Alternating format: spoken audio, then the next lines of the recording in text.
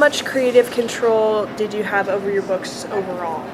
I would say I had complete creative control, which is a bonus of going through an independent house. Definitely. Yes, because if I would have gone traditional, they'd like to take some of that, which was another thing I have a hard time with. So when I get something back from an editor, like they give me all their suggestions, but it is up to me whether I'm going to take that suggestion or not. Wow, that's really nice. Yeah, like I can say, I'm sorry, I don't like that, or, hey, I see what you're saying, but I'm going to change it to be this way. I really respect my creative editor, and she is right 98% of the time. Wow. To the point that I'm annoyed. I'm like, no, that doesn't need to happen. And then I'm like, let me just see. And I'll delete what she says and read it. And I'm like, dang it. She's right again. That's a good editor, though. Yeah, she's great. I love her. She stuck with me. I told her, I was like, you can't escape. But, if I decide to do something that's different, I do clear it with her. Like I say, hey, I understand what you're saying. I absolutely hate your suggestion with a passion. This is what I'm thinking of doing to fix the problem. And she'll, that sounds great. That'll fix it. Absolutely, not a problem. And so then we'll go with that. Nice, yeah. But yes, they've never told me that I had to change something.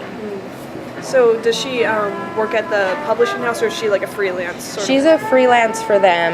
And then because not every editor works great with every author. Mm-hmm. So the challenge is to find an author and an editor that work really well together.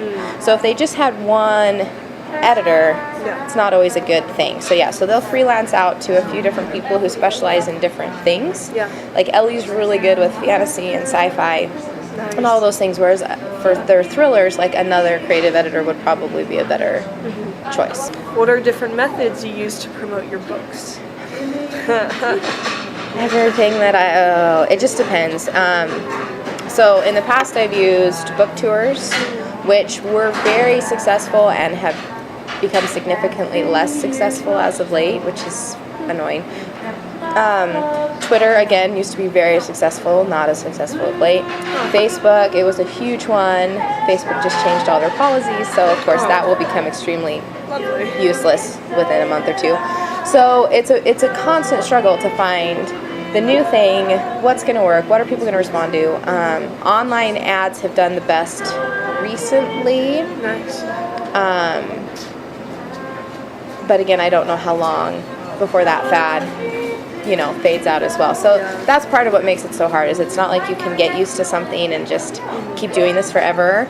Like you're like, yes, that worked, and 3 months later it's not working anymore. I asked you this last time, I think, but what gives you your inspiration to write? I find inspiration everywhere. I find inspiration in people, in the way they interact with each other, in the way that I see them move or their voices, things I see while I'm driving down the road, scenery. I mean, it's really, the smallest thing will just cue an entire story. Yeah. I have been caught trying to take pictures of people, which I think I told you. Stalker. I know. I'm like, I'm going to get arrested.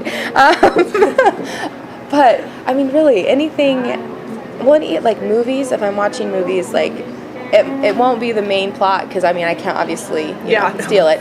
But just a small side interaction with side characters, all of a sudden I'm like, oh, that would be the greatest story. So yeah, it's just part of who I am and how my brain works. And people ask me all the time, they're like, well, how do you come up with this stuff? And I'm like, how do you do math? Because my head explodes.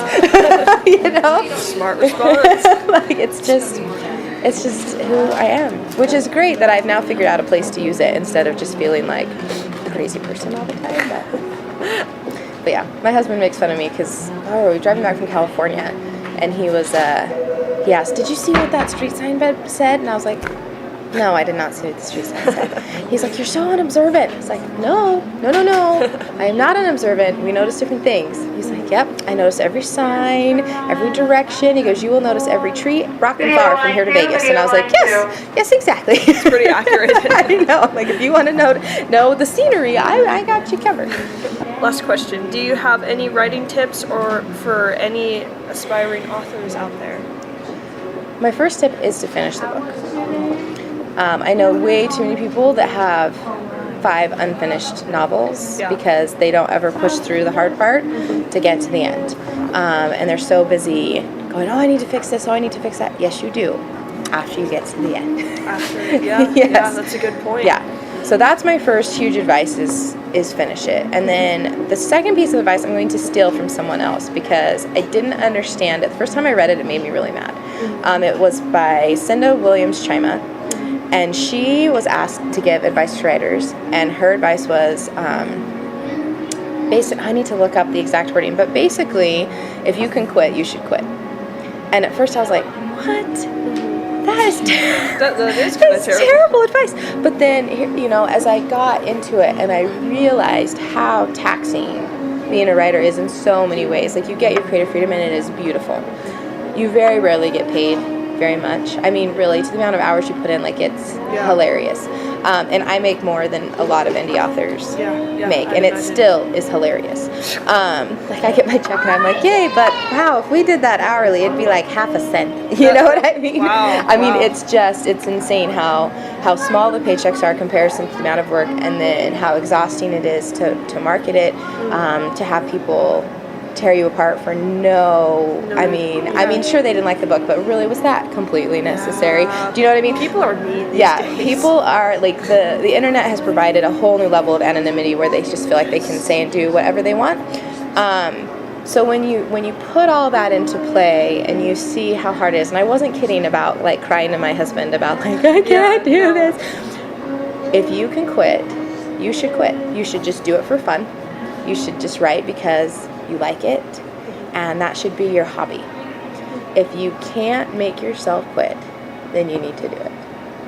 So I think, I thought it was just terrible advice, and then once I got into it, I completely understood what she was saying. So I would say, if you can't stop doing it, then you need to follow it, and you need to hold on to that, because that is you, and that's who you are, and you won't be happy unless you're creating.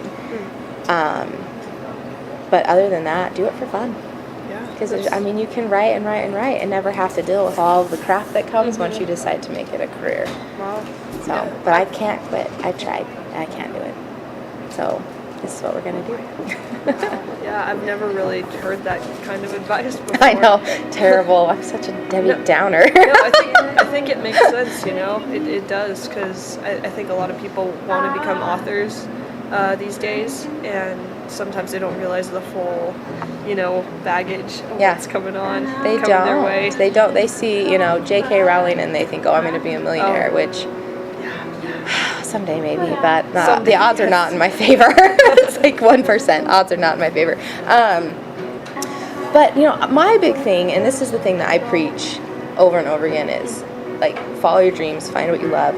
I think it's hugely, hugely important. But sometimes what you think your dream isn't actually your dream. Does that make sense? Yeah, no, it does. Because, like, I've trained in singing since I was 12. I hate to sound cocky, but I'm very good. Yeah, no. I try to, that's the other thing I preach. I'm like, if you're good at it, just say you're good at it. I'm very good. And I always wanted to do something with it, and nothing would ever work out. Like, it was like on that path, doors just kept slamming.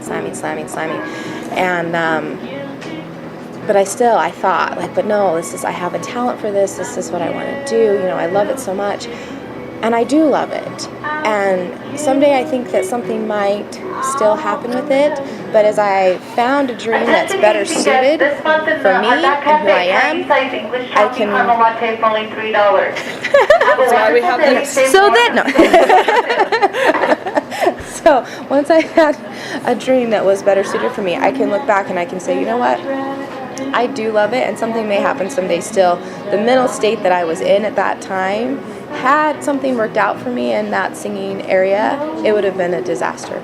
My body wasn't healthy enough, my mind was not strong enough, because that's a whole new level of critique. You think writing critique is bad? Try being a performer. I can't imagine. Yeah, it's like not only the critique of your performance, but it's a critique of your body, it's a critique of your face, it's, all of this stuff. Yes. So it's a whole nother level, and there was no way that I could have handled that. So I think that learning to let go sometimes of what you think your dream is, to cling on to something that actually is a beautiful fit for you that you never knew existed, is okay.